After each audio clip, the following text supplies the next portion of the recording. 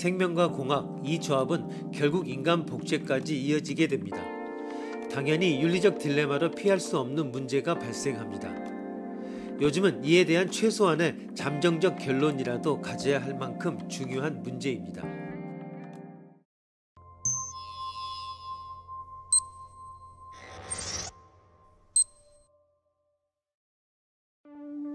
인간 배아의 지위에 관한 논쟁 중에는 도덕적으로 성인 인간 존재와 동등하다는 견해와 이와는 대립적으로 인간 배아가 특별한 도덕적 지위를 갖지 않으며 그 소유자인 어버이의 뜻에 따라 언제나 과학적 실험에나 사용될 수 있는 유용한 물건에 지나지 않는다는 견해와 이 양 극단 사이에 어느 중간 입장을 취하는 견해로 구분할 수 있다.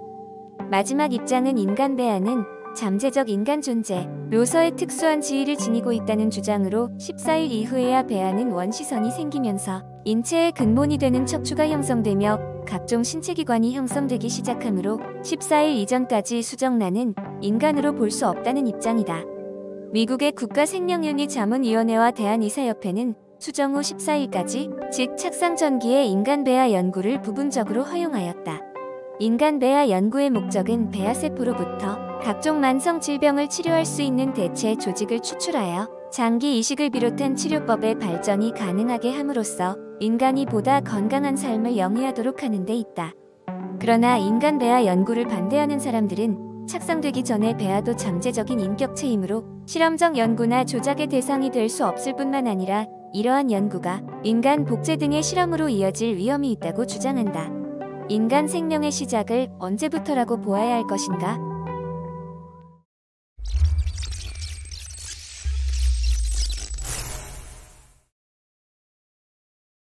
최세포 복제술은 배아의 상태와 이에 따른 지위에 대한 설정이 문제가 됩니다.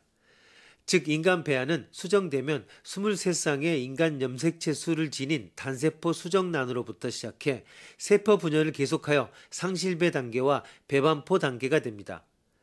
그 후 14일 시점에 이르면 배반포의 한쪽 끝에 세포 더미인 원시선이 형성되며 이 시점부터 각 세포들이 구체적인 신체 기관으로 성장합니다. 보통 2주부터 모든 장기가 형성되는 8주까지의 존재는 배아로, 8주 이후 장기들이 단순히 양적인 성장을 하는 때의 존재는 태아로 구분합니다. 인간 배아의 지위에 관한 논쟁 중에는 도덕적으로 성인 인간 존재와 동등하다는 견해와 이와는 대립적으로 인간 배아가 특별한 도덕적 지위를 갖지 않으며 그 소유자인 어버이의 뜻에 따라 언제나 과학적 실험에 사용될 수 있는 유용한 물건에 지나지 않는다는 견해와 이 양극단 사이에 어느 중간 입장을 취하는 견해로 구분할 수 있습니다.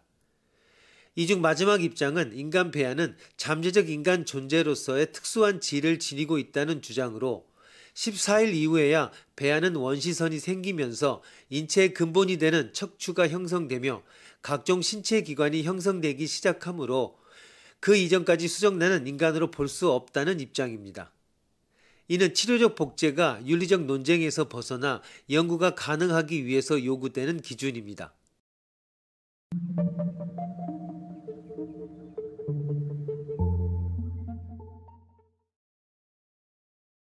배아 연구의 반대론자들은 난자와 정자가 수정된 순간부터 생명이기 때문에 인간으로 발생 가능한 배아 연구를 통해 얻어지는 배아 줄기 연구 세포는 생명을 해치는 것과 다름이 없다는 주장을 합니다. 이에 대해 연구를 찬성하는 쪽은 난자와 정자 자체를 생명으로 볼 수 없고 최소로 봐서 기능 분화 전까지는 생명으로 볼 수 없다고 주장하며 이를 조작한 것도 생식 가능성이 없다는 점을 들어 인간 존엄성 훼손 주장을 반박합니다. 찬성론자의 대표적인 주장은 국민 건강에 대한 국가의 의무입니다.